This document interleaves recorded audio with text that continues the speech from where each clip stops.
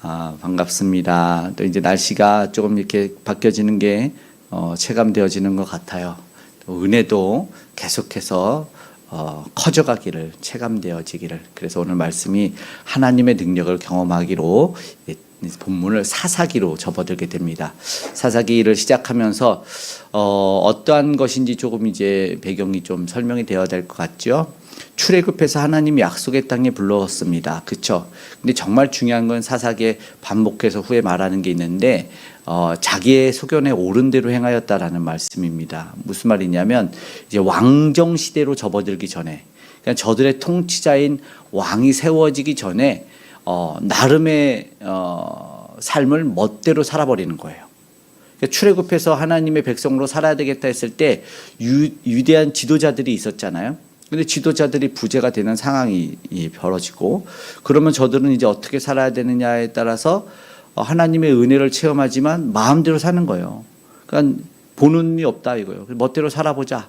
그러니까 범죄하게 됩니다. 반역하고 배도합니다. 그랬을 때 하나님이 그 가나안 땅에 남겨두었던, 그리고 그들이 정복해야 됐던 가나안 족속들을 통해서 이방들이 와서 치기 시작합니다. 그거는 이제 땅 분배를 이곳저곳 받았으니까 이게 역사순으로 이어지지 않지만 이 곳곳에 동시다발적으로 그 지파들을 막 공격을 해요. 그러면 그때 어떻게 하냐? 그들이 회개합니다. 그리고 부르짖어요. 하나님 도와주세요. 그러면 이 사사들이 등장합니다.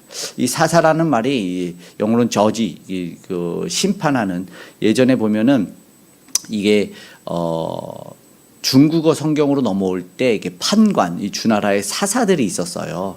우리가 뭐 포청천 같은 뭐 이거 아실 때 그들이 판관들이었고 사사들이었는데, 이제 그들이 그 지역의 이 재판을 관리하던 그런 사람들이고 판결자들이었는데, 그 사사들이 그런 역할을 합니다.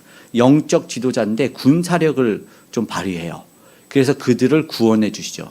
하나님이 사사를 세우시고 그들이 부르짖어 회개할 때 구원해 주십니다. 그 구원을 경험하죠. 그러면 회복으로 기쁨으로 나아가요. 그러나 좀 있다 또 반역합니다. 이게 사이클이라고 해요. 계속 돌아요. 사사기에서는 그게 계속 반복돼요. 또 범죄하는구나, 또 범죄하는구나, 이거를 계속 보여줍니다. 그러니까는 시기적으로 우리가 이제 BC와 AD를 이제 뭐 아시는 분들도 있지만 공동체 성경 공부 같은 데 통해서 좀 공부를 했는데, 예수님이 오시기 전에 한 1000년 전에 왕이 처음으로 세워져요. 한 50년경에. 근데 그 왕이 세워지기 전이라고 보기 때문에 출애굽 이후니까 한 400여 년간, 모세가 BC 1400년, 450년에 출애굽을 해서 한 400년간 범죄하던 그 시기니까 혼란, 암흑, 뭐 이런 암울한 시대로 보면 좋을 것 같습니다. 오늘 그렇게 배경으로는 이방이 이스라엘 백성들을 공격하고, 그러나 하나님은 약속의 땅에 그들을 불러 모았는데도 불구하고 이들은 범죄하고 하나님의 경고를 무시하고 똑같이 사사를 통해서 구원을 경험하는 일들이 있어요. 근데 중요한 건 이제 배경을 조금 봤는데, 왜 그럴까? 왜? 무엇 때문에 그럴까? 이게 바로 오늘 우리의 모습을 보게 되죠. 사실은 잠재되어 있는 죄성을 보게 되는 거예요. 우리 안에 내재되어 있는 이 악함이 확 드러나는 거죠. 적나라하게 드러나는 거죠. 하나님이 없는 세상에서는 뭔가 기준이 있어야 되게 자기들이 말하면 이걸 인본주의라고 하잖아요. 그 세상적 세계관, 뭐 지금은 뭐 자본주의가 좋은 세상이라고도 얘기하고 막 얘기하는데, 그런 세상에서 부패한 것이 드러나는 거예요. 드러나고 보여줘요. 그러니까 나름대로 그럼 우리가 구원도 해보자, 우리가 행복을 한번 찾아보자 하지만 다 실패라는 걸 보여줘요. 결론적으로는 그 끝이 어디인지.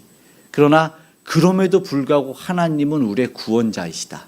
우리를 창조하신 하나님이시기 때문에 그분에게 돌아와서 엎드릴 땐 하나님이 구원해 주신다. 다시 한번 신본주의로 회복해 나아가는 과정을 보여주게 되는 것이죠.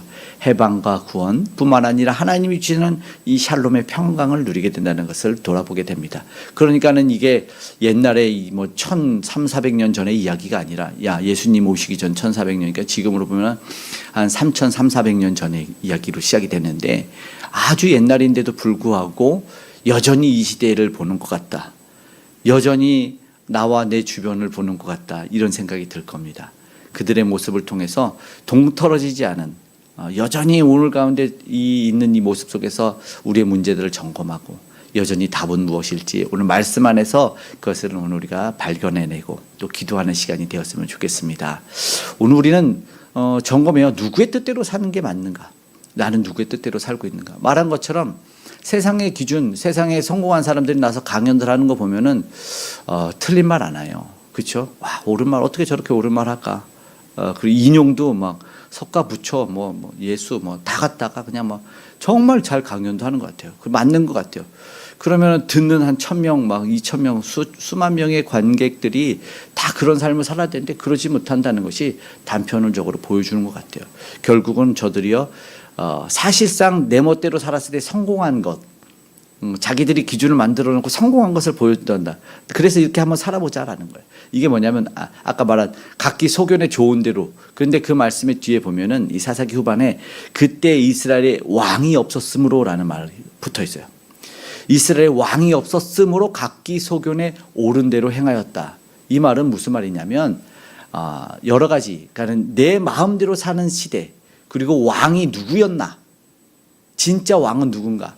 사사기를 보면서 예수 그리스도가 직접적으로 언급이 되진 않죠. 당연히 구약이니까. 그러나 진정한 우리 안의 통치자가 누구여야 되는가도 꼭 생각했으면 좋겠습니다. 왜냐하면 우리 안에 주인의 자리로 모셔야 되는 분이 누구인지를 우리에게 보여주고 있거든요. 그래서 예수 그리스도를 떠나서 우리의 참된 통치자, 우리를 인도해 주시는 분을 떠나서는 우리가 살 수 없는 백성이다라는 것을 고백하는 시간이 되어진다라는 것입니다. 결국 그 말은 이 사사 당시는 하나님을 왕으로 섬기지 않았거든요. 자기의 마음대로. 사실은 왕이 없는 것이 아니라 자기가 소견에 오른 대로는 내가 왕이었다라는 뜻이 되는 것입니다. 하나님을 떠나서 살아보자는 내 멋대로 하자는 그 강한 의지가 드러나요. 그러니까는 기준이 없으면 내 기분대로, 아까 말한 내 경험대로 사는 거예요. 그러면 내 감정대로, 내 좋은 대로. 그렇죠? 나 이랬더니 좋았어, 행복했어. 내 뜻대로가 가장 좋은 거예요. 그 시대를 반영하는 거예요. 왕이 없던. 그러나 결과는 뻔하게 나타납니다. 결국 그들이 얻었던 것이 처음에는 좋은 듯합니다. 화평의 기간이 이어져요. 이제 사사들을, 이제 보통 12사사들이라고 하는데 12사사들을 통해서 그 사이클이 돈다고 했잖아요. 사이클이 돌아요. 평화를 누리는데 그 평화가 사사를 통해서 40년, 뭐 또 이렇게 많게는 80년 이렇게 누리게 되지만 참혹한 그 끝을 계속 보게 됩니다. 그리고 이 마지막에 레위인들이 등장을 해요. 레위기는 이제 출애굽 이후부터 세워지잖아요.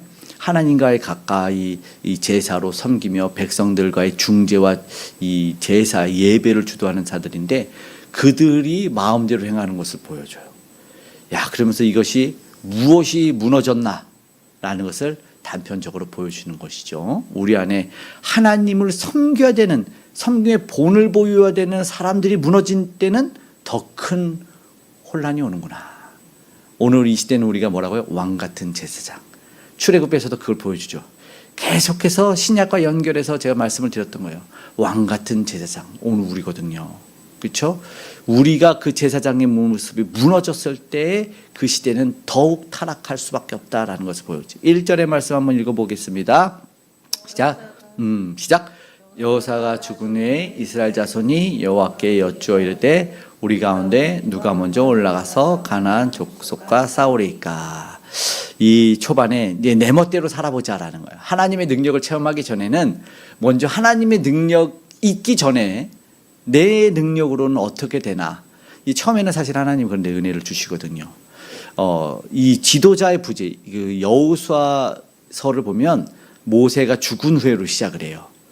그러나 그때가 불안하고 두렵지만 여호수아라는 지도자가 있음으로 말미암아 가나안에 입성을 하고 정착을 하고 땅 분배까지 이루어집니다.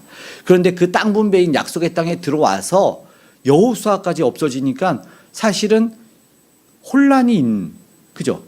지도자가 없어졌어요. 그럼 이때 어떻게 해야 되냐? 이제 이들이 조금 따라해요. 여러분 그렇지 않아요?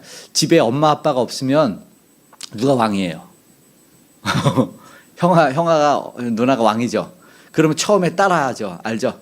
야, 너 이거 해, 너 이거 해. 그러면서 자기가 이제 엄마 아빠 노릇을 해요. 형제자매들끼리 있을 때는. 그렇죠? 그러나 조금 있으면 이게 계속 엄마 아빠 돌아올 때까지 이어지지 않고 금방 무너져요. 맞지 않습니까? 예, 호랑이가 없으면 여우가 왕이 되는 것처럼 그렇게 되는 것 같아요. 그러니까 나름대로 약간 흉내내기를 하는 거예요. 배고플 때는 밥 차려 먹잖아요. 그 다음은 쌀 씻는 걸 몰라. 쌀이 어디 있는지 모르고. 이게 첫 끼는 해내. 이게 첫 끼 같아. 보니까 본문 1절이 그런 거예요. 여호와께 여쭙는 모습이 딱 있어요. 지도자가 부재되는 혼란한 상황인데도 불구하고 저들이 뭔가 흉내내기를 필요해요. 그러나 중요한 건 영적 지도자를 하나님이 세우셨고 지금 현재 영적 지도자가 없는데 그 시기에 너희들은 어떻게 살 거냐라고 했을 때 하나님은 그 제도를 제사장 제도를 주셨거든요. 레위인 제도를 주셨어요. 근데 레위인 제도가 무너집니다. 확실히 무너져요. 그러니까 레위인이 개인에게 가서 월급을 받아요. 이게 공동체가 무너진 거거든요. 그러니까 개인이 제사장을 사. 그러니까 지금으로 보면 한마디로 재벌이 목사님을 불러가지고 와서 앞에서 예배드리고 이걸 인도하라 그러는 거예요. 말이 됩니까? 이해가 안 되잖아요. 그렇죠?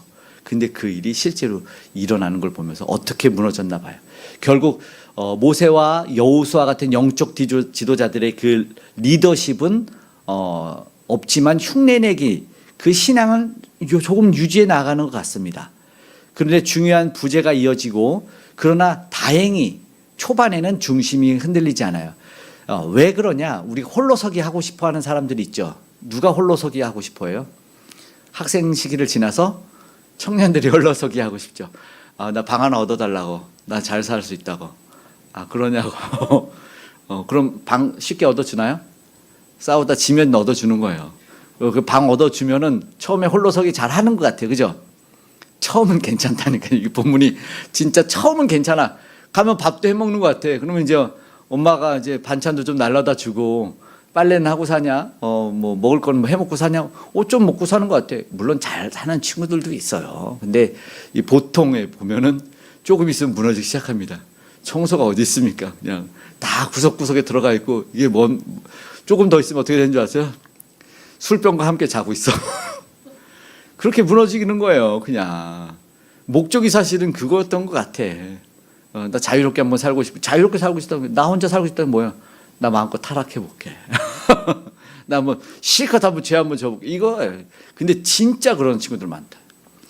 수능 끝나고 딱 날짜 바뀌면 친구들이 제일 하고 싶은 게 술집 들어가고 싶다. 고등학교 이 고등부 친구들하고 얘기하면 그런 얘기를 태반이 합니다. 태반이. 야, 그러면 이제 고등부로 담당했던 이제 교육자로서는 암담하죠. 그렇구나. 그 유혹을 못 이겨요. 친구들하고 하고 싶다. 물론 다는 아니더라고요. 뭐 정말 유명한 청가로 목사님들은 그 수능날 애들 모아가지고 진짜 몇천 명 모아가지고 집회를 해요. 수능날 들고 어마어마하게 뜨겁고 거기에 도전을 받아요. 애들이 보통 수능이면 그 수능 그걸 가지고 뭐 술집 같은 데 가면 막 받아주고 그러나 봐요. 그랬는데 근데 그거를 포기하고 놀고 싶은 거 막 어디 가고 싶으면 얼마나 자유롭습니까? 해방감을 누리고 싶거든요. 그렇죠? 사람이 본능적으로. 그런데 그 친구들이 모여가지고 신촌에 그 성결교회 가면은 예전에 가득 찼어요.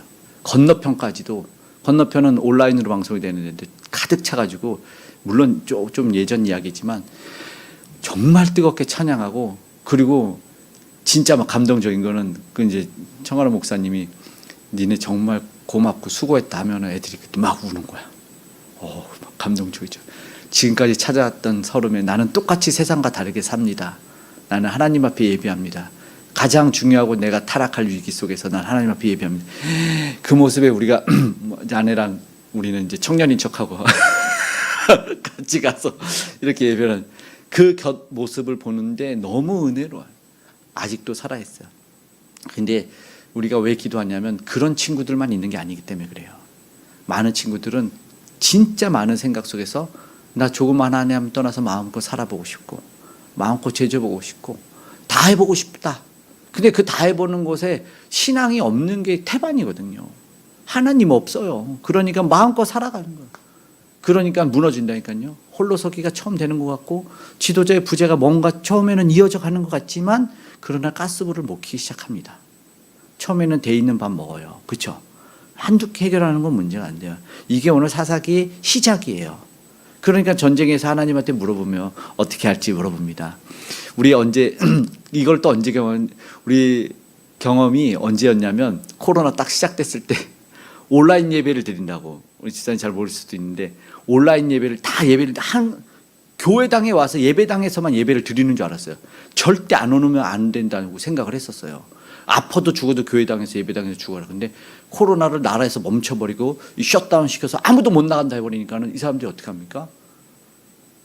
교회에서 온라인으로도 드려도 됩니다 해버렸어요. 그리고 방송 송출했어요. 학교 공교육도 이 태블릿을 집으로 전달해서 아이들이 거기서 수업을 듣겠다고요. 처음에는 애들 잘 들어요. 그렇죠? 그러다가 나중에는 사진 띄워놓더라고. 그리고 집단 때 가고. 정지 화면이야 왜 근데 성도님들이 그러는 거예요. 어떻게 했죠? 처음에는 야 예배 시간이야 그랬더니 막 씻고 막 정장으로 차려입고 경건하게 딱 앉아있다. 예배를 딱 드리고 이제 다음 주는 양말 안 신어. 왜 발은 안 나오거든. 그 다음 주는 잠옷이야. 그렇게 변해가요. 그러다니 예배 중에 눈곱 띄고 있고 막 이렇게 되는 거예요. 그러다가 딱 깨달은 거예요. 야 이게 지금 뭔가. 처음에 그때 우리의 본 이 모습을 확 깨달아 버린 거예요. 깜짝 놀란 거예요. 그게 이게 우리의 모습이구나. 진짜 사사기가 현대화로 연출이 돼버린 거예요. 똑같구나. 우리는 똑같구나. 신앙 있는 줄 알았더니 똑같구나. 그리고 솔직히 말하면 저희 교육자 입장에서 교육자들도 어떤 말이죠? 좀 편하다는 말도 했었어요. 영상 찍고 처음에 있으니까는 그냥 좀 하는 거예요. 성도님들한테 뭐 에너지 소비가 좀 덜 편한 줄 알아서 처음에는. 그러나 물론 나중에 공고함이 있죠. 이번에 우리 아내가 새벽에 이제 이틀 새벽 녹화 방송을 틀고 현장에 했더니 녹화 방송이 더 좋았다며 계속 녹화를 하라는 건지. 근데 처음에 보니까 녹화도 처음에는 이제 들어와달라고 제가 광고도 했잖아요. 했더니 처음에는 막 6, 7명이 막 들어오더라고. 첫날은. 근데 어제 보니까 3명. 좀 절반은 확 줄더라고요. 또 물론 나중에 좀 보시지만 처음에는 딱 그 시간에 알람 시간에 일어나서 하지만 그게 아직도 여전히 우리 안에 있는 부패된 죄성인 거야. 주님이 우리를 꽉 붙들어 매주지 않고 있으면 우리는 다 흔들려. 진짜 똑같습니다. 네. 말에도 상황에도 환경에도 기후에도 감정에도 하늘 보면서도 내 마음이 흔들려. 땅을 보면서도 옆 사람이 잘 먹는데 왜 내가 힘들어? 희한하죠? 그런 거예요. 참 안타까운 이런 모습도 우리가 진짜 실질적으로 점검하게 된 거예요. 처음에 출발이란 땅 정복해서 하나님이 야 우리한테 힘 주셔서 내 사명 다 하자. 그래 막 싸우러 가자. 이게 오늘 그런 거예요. 하나님 여쭤보자. 뭘 따라해? 리더십을 따라해. 엄마 아빠 따라한다. 똑같이 따라하는 거예요. 그런데 이제 조금 있으면 저들의 신앙이 굴곡 요동치는 것을 보게 됩니다. 나는 괜찮다. 이게 우리 주님에도 경고였어요. 선줄로 아는 자는 넘어질까 쓰러질까 조심하라 라는 거예요. 마치 진짜 철없는 청년들 같아요. 이때 하나님의 능력을 하나님은 경험하게 하십니다. 여전히 똑같이 하나님은 변함이 없으세요. 여기서 참 큰 은혜가 되는 것 같습니다. 2절의 말씀 보십시오. 여호와께서 이르시되 유다가 올라갈지니라 보라 내가 이 땅을 그의 손에 넘겨주었노라 하시니라. 아멘. 유다는 대표 민족입니다. 그렇죠? 그들의 지파에서 유대한 다윗 왕이 나오고 메시아가 나옵니다. 이게 하나님의 계획 속에서도 있는 것을 보여주죠. 가나안 땅에 들어왔지만 아직 여전히 정복되지 않은 땅이 지금도 있어요. 맞죠? 그때도 있었어요. 그런데 중요한 것은 나아가야 돼요. 지도자가 부재하지만 동일하게 그 신앙의 모습을 쫓아서는 나가는 건 맞아요. 이게 틀렸다는 것은 아닙니다. 계속 그 중심 가운데 나가요. 그러면서 한편에 지도자 인간은 영원할 수 없구나. 인간 지도자는 한계가 있구나라는 것은 계속 보여줘요. 우리가 이럴 때 있잖아요. 우리가 예수님 만나서 너무 좋았어. 그러면서 우리가 하나님 죄 짓기 전에 그냥 하나님 처음부터 구원해 줬으면 우리가 이러지도 않았잖아요. 예수님도 안 죽으셔도 됐잖아요. 그랬으면 좋겠죠. 근데 우리가 과연 될까요? 안 됩니다. 그 사랑은 몰라요. 하나님은 수동적인 그러니까는 명령어로 입력한 로봇과 사랑에 빠지질 않아요. 그렇죠? 그러고 싶지 않은 거죠. 하나님은 진짜의 사랑. 그러니까 자유로 풀어지고 나서 그리고 나서 엄마 아빠 없이 있다가 그 다시 품으로 달려오는 그 사랑이 찐 사랑이잖아요. 그죠? 네 마음껏 살겠어. 나 엄마 아빠 없이 살 수 있어. 이렇게 막 내버려뒀어. 그래 한번 경험해봐. 그랬더니 이제 이게 아닌 거야. 그래서 달려와. 그때 뭘 알아요? 이 진짜 나를 사랑해 주셨던 그 품으로 달려오는 것을 원하지. 그때는 그 사랑이 진짜 사랑인 거죠. 그거를 알려주시는 것 같아요. 왜냐하면 우리는 모르거든요. 우리는 처음부터 그걸 체득되어 있지 않아서 알고 있어요. 그래서 바울도 그걸 알았어요. 죄가 더한 곳엔 은혜가 더한다. 그 말이 뭐냐면, 야, 내가 진짜 하나님의 은혜가 아니면 살 수 없구나. 내 마음껏 살았을 때는 이게 가짜였구나 하는 거예요. 결국 그렇게 하나님이 이 이방의 손에 넘겨주고, 아이고 우리가 어떻게 살아야 되냐 돌아오는 그 과정을 보여줍니다. 가나안 땅에 들어왔지만 아직 남은 땅이 있었잖아요. 그걸로 나아가는 거예요. 그래서 이 정복을 하죠. 그런데 너무 감사하게 말씀을 의지해서 나간다는 걸 알아요. 지도자는 한계가 있어서 지금 없어진 부재 상황이지만 하나님의 말씀은 존재하잖아요. 그래서 따라하는 거죠. 하나님 우리가 나아갑니까? 말씀을 지세요. 그래서 중심이 바로 그거였어요. 결국 우리를 이러면서 인간 지도자는 사라지지만 그럼 중심에서 변하지 않고 계시는 분이 누구다? 하나님이라는 걸 알게 되는 거예요. 끝까지 하나님. 사람 보지 마십시오. 예. 저도 우리 나를 지금 도와주고 나를 위해서 기도해 주는 뭐 권사님도 우리 신앙의 선배들도 다 쇠하게 돼 있어요. 그렇죠? 그리고 내가 그걸 바톤을 받을 수도 있지만 또 누군가도 나를 의지하다가 또 나는 한계가 있어요. 그러니까 우리의 영원한 인도자는 예수 그리스도밖에 없어요. 말씀인 것처럼 예수 그리스도로 인도하고 예수를 잘 잡게 만들어주는 거죠. 낚시 잡아서 고기를 받쳐준다. 고기를 갖다 주나? 아니요. 낚시 법을 알려주는 거예요. 예수님 붙드는 법을 알려주는 거죠. 그래서 우리 중심은 하나님이다라는 거예요. 그래서 유다 지파가 나아갑니다. 하나님의 말씀을 의지해서 나아갑니다. 그렇게 나아갈 때 승리와 약속은 반드시 이어진다라는 것을 먼저 알려주시죠. 근데 그냥 나아가지 않고 3절에 보니까 내가 제비 뽑아 얻은 땅에 함께 가리라 나와 있죠. 시므온이 그와 함께 가니라.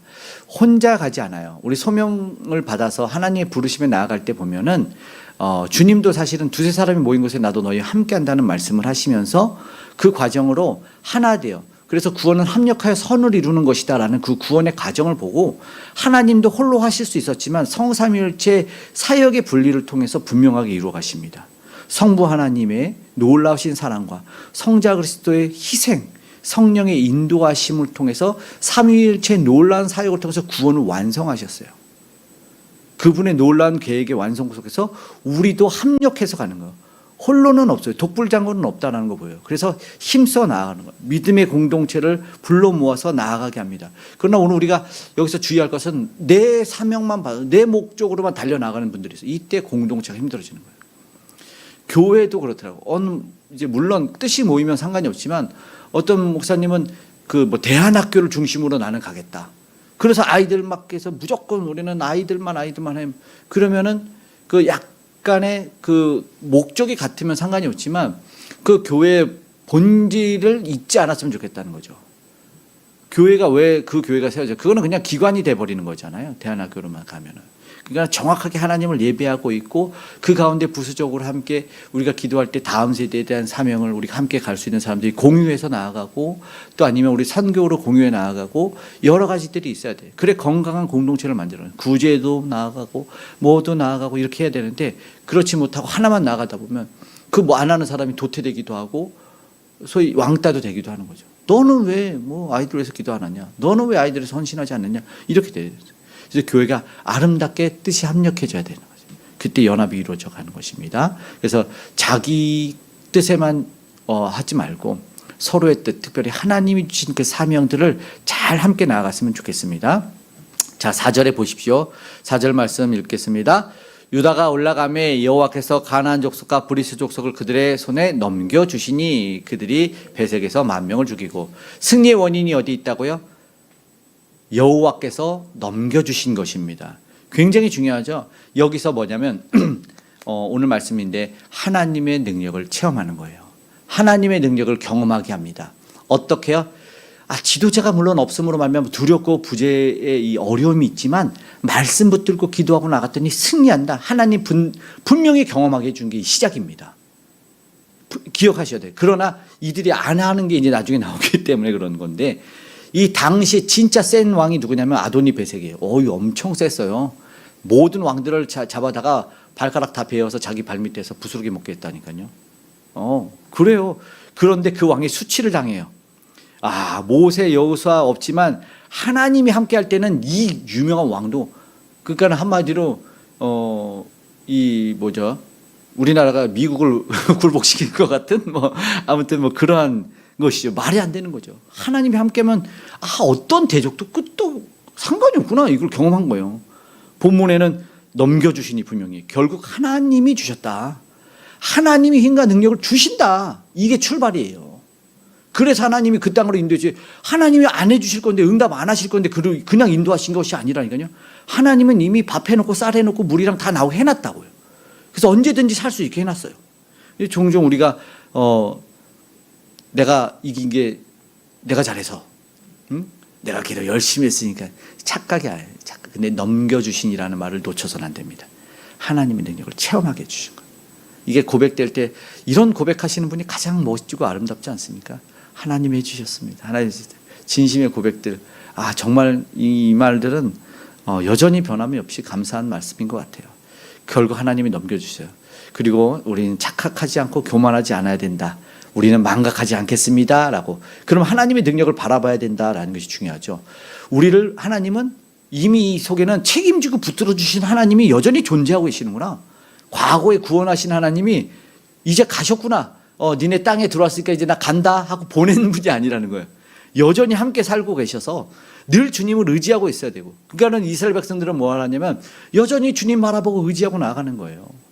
여전히 주님 함께 가는 거예요. 저 말씀드린 것처럼 우리는 이 땅이 예수 그리스도거든요. 우리는 여전히 예수님의 이름으로 기도합니다. 예수님의 이름으로 기도합니다. 예수님이 오늘 우리에게 하나님과 연결 통로, 우리의 영원한 중보자와 영원한 대제사장이 되어서 연결해 주고 계시고 그분의 은혜를 날마다 체험하게 해주시고 있어요. 이걸 봐야 돼요. 우리를 책임져 주십니다. 돌봐 주십니다. 그러면 우리가 일관되게 내가 주님을 붙들고 있느냐라는 것이죠. 그런데 여기서 보니까 참 아름다운 고백이라고 할 수 있는 것이 7절의 고백이 있는데 뭐죠? 이 아도니 베섹이라는 사람이 제일 강력한 사람이었죠. 하나님이 내가 행한 대로 내게 갚으심으로다. 이게 뭐냐면 이게 전쟁에 패하고 잡히고 나서 한탄한 거예요. 아도니 베섹이 위에 이스라엘 백성들한테 어떤 고통을 당하냐면 6절에 보죠. 엄지손가락과 엄지발가락을 잘렸어요. 이게 무슨 뜻일까 했더니 바로 7절에 나와 있는 게 바로 그거예요. 고백하는 거예요. 내가 옛적에 70명의 왕들을 그들의 엄지손가락과 엄지발가락을 잘랐는데 그리고 내가 그 상 아래에서 먹을 것을 죽게 만들었는데 하나님이 내가 행한 대로 갚으십니다. 일관되게 인과응보는 존재하지 않지만 분명하게 하나님은 공의의 심판자라는 걸 알려줘요. 그렇죠? 하나님 저들은 잘 되잖아요. 지금 하박국도 마찬가지예요. 하나님이 그걸 다 기억하고 계셔요. 지금 통독하고 있는 에스겔도 마찬가지. 일부러 언급을 다 해요. 하나님이 너희들이 뭐 잘못했는지 저들을 왜 심판받는지 하나님이 하나하나 다 언급해서 묘사하고 비유하면서 다 알려주고 너의 죄가 뭔지를 적나라하게 알려주십니다. 그 성경이 왜 길어? 우리 죄가 기록된 거예요. 우리 죄가. 그러면서 다음 편에 뭐예요? 그 사랑이 기록된 거 아니겠습니까? 그러니까 이방의 이 왕이 힘 가장 셌던 이 왕이 70명의 왕을 자기 상 아래서 부스러기 엄지발가락 엄지손가락 잘라놓고 나서 이게 뭐예요? 이게 진짜 잔인하죠. 하나님 없으면 잔인해요. 그런데 그가 마지막에 고백은 멋있잖아요. 하나님이 행한 대로 갚으시고. 이거 누가 들어야 될 얘기입니까? 정말 이 사람이 자신의 깨달음으로 끝나는 얘기가 아니라 우리가 들어야 된다는 얘기예요. 우리가 지금 잘한다고 교만하지 말아라. 지금 아까 하나님이 응답하셨다고 교만하지 말아라. 교만하지 말아라. 행한 대로 갚으신다. 네가 이렇게 하나님 붙들고 살면 동일한 은혜를 경험하지만 네 기고만장해서 네가 잘났다고 하면 너 똑같이 당한다라는 게 오늘 사사기 시작하면서 오늘 우리에게 주신 말씀이라는 거예요. 근데 오늘 우리는 그 두려움으로 사는 것이 아니라 하나님이 응답하셨다는 하나님의 그 경험을 가지고 있었으면 좋겠어요. 여러분 우리 하나님 응답해 주시지 않습니까? 응답해 주시죠. 반드시 응답해 주시죠. 가장 위대했던 가장 힘있던 대적들을 무너뜨려 버려주시고 무너뜨려 주시고 누가 해주셨다? 하나님이 하셨다. 이들은 얼마나 기뻤을까요? 이 전쟁에서 승리하고 나서 아도니 베섹을 물리쳤다 아들. 그런데 이걸 깨닫지 못하는 무지함은 결국에 하나님을 등지는 일로 나아가게 됩니다. 그래서 오늘 우리는 끝까지 겸손하게 오늘도 변함없이 하나님의 은혜를 내가 철저하게 이 부패와 죄를 떨구지 못합니다. 오직 주님의 은혜로만 가능합니다. 오늘 그것을 고백하며 나아갔으면 좋겠습니다.